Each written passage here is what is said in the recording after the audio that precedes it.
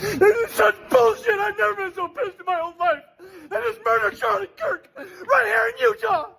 I'm so freaking pissed right now. This is bullshit. I just saw blood squirting out of his neck. I love that guy. He would have been our next president. I am so pissed right now. Why do they always come with fucking violence? Gosh damn it. We gonna call a spade today, y'all. Now, as most of you know, last week, a white supremacist was unalived by another white supremacist who didn't think the white supremacist he unalived was white supremacist enough. Before anyone knew this, black people were, of course, immediately blamed for the crime, and 3 HBCUs were targeted and had to be locked down. Fox News, dozens of Republican politicians, and the rest of the pathetic MAGA cult declared race war. Trump the chump put the flags at half-mast and said he would be giving the white supremacists the Medal of Freedom for his great work. Trump the chump admired his dedication to white supremacy. The Speaker of the House did too, which is why he demanded a moment of silence for the white supremacists in Congress. And then all these racist cowards on the internet tried to gaslight us some more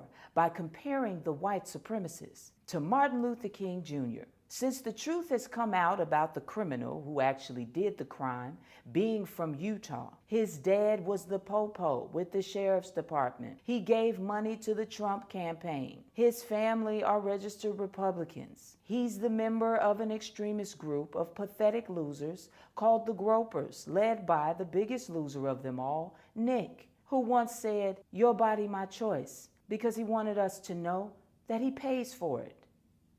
And let us not forget the MAGA governor from Utah speaking coded language at his press conference when he stated that he prayed for 33 hours that it would be someone who came from another state, aka black, or another country, aka Latino. That was last week. And now this week they want to talk about mental health issues.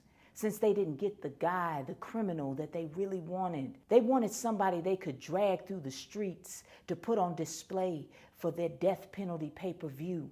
The Utah governor was so proud to acknowledge in his press conference, Utah has the death penalty.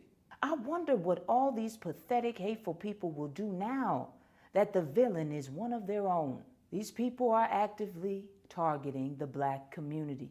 This is not a drill. No longer can you put your head in the sand, black people. They are organized and well-funded, and they got nothing better to do in their pathetic lives than come for us. We need to get organized and take our liberation. We need to stop asking for it. You shouldn't have to ask for equality. It should be a human right. But this is a fascist regime. I love you, black man. I love you, black woman. Knowledge is power. Power to the people. Say it loud.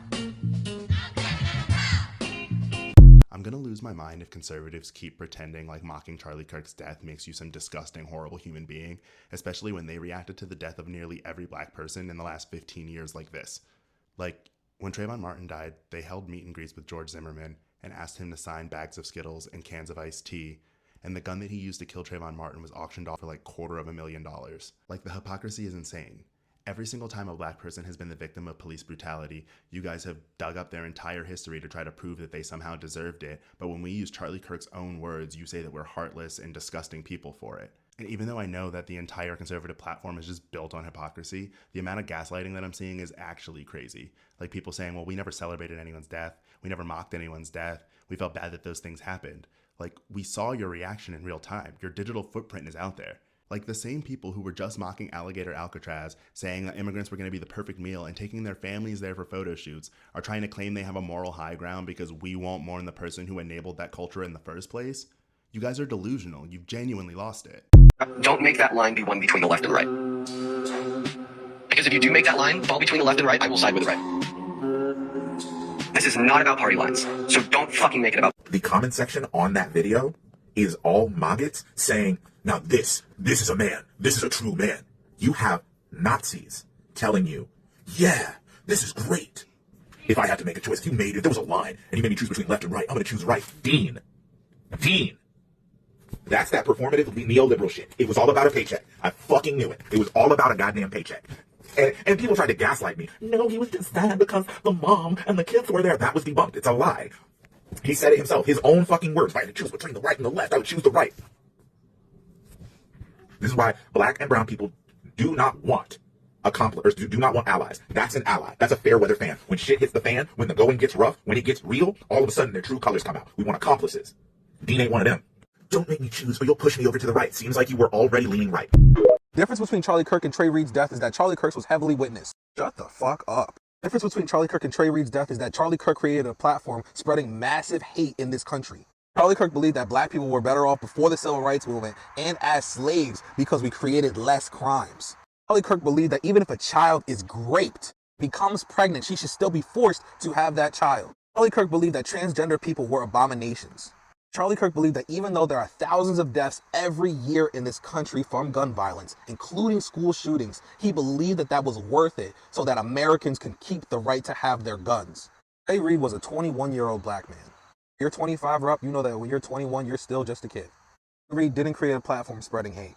And Trey Reed was hanged from a tree at Delta State University. But what do you think? Y'all let me know what y'all think in the comments.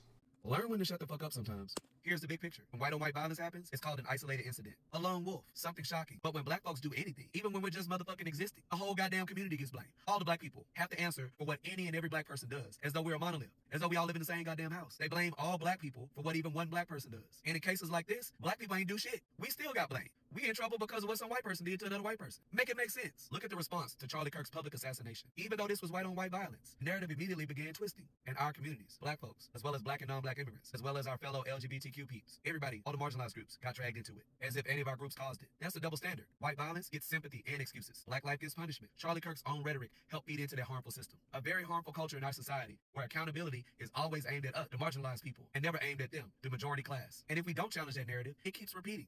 The forehead. Smooth, untouched, vacant, a cranial wasteland untouched by a single critical thought, the perfect projection surface for evangelical PowerPoints, and J6 conspiracy theories. You could screen an entire Tucker Carlson documentary on that slope. Oh, but you guys are celebrating, you guys are doing this, you guys— Shut the fuck up! You guys held a meet and greet with George Zimmerman after he killed Trayvon Martin. Y'all brought Skittles and Confederate flags for him to sign. I refuse to cry for Charlie Kirk. This whole situation is making me realize that I have a lot more enemies that I can't see, don't hear, and don't know. Already had 3 HBCUs go into lockdown because of retaliatory threats in response to what happened to Kirk. Nobody should be calling the threats against HBCUs that immediately followed Charlie Kirk's death retaliatory. Especially not somebody like Dean Withers, who markets himself as a liberal to progressive voice that is anti-racist. Retaliatory implies that the HBCUs attacked Charlie Kirk, were responsible for his death, and people were retaliating against that action. The only way that you could think that is if you were fucking racist, if we're just gonna keep it a buck, right? So the last time I talked about Charlie Kirk, he was justifying violence against children, bombings of hospitals, the weaponized starvation of a civilian population on the grounds that there's good guys and there's bad guys, and the good guy violence is good by definition because they're good guys. The time before that, he was justifying the subjugation of women on the grounds that God created them to nurture babies and serve their husbands, so they'd probably be happier kept back in the kitchen and out of the classroom. Just a few weeks ago, he was arguing that what happened to him was justified by saying this. I think it's worth it. I think it's worth to have a cost of, unfortunately, some gun deaths every single year. Of course, now that he himself has become one of those gun deaths, we can't ask him if he still thinks it's worth it. But the thing is, I disagree with Charlie Kirk. I don't want to use his words to justify what happened to him because I disagreed with those words when he spoke them, and I disagree with them still. See, Charlie Kirk spoke words for a living, right? And he said some pretty reprehensible things, in my opinion, but he also invited people to contradict him. He brought a microphone for the audience too. He asked people to stand up and tell him to his face why they thought he was wrong. It's entertaining to watch them debunk these people, but to them, this is a game. This is a game of football to them. They don't really care about our lives, the lives of minorities. They don't really care about how oppression really feels. And I've been said that. Now, it's cool to have them as a little representative to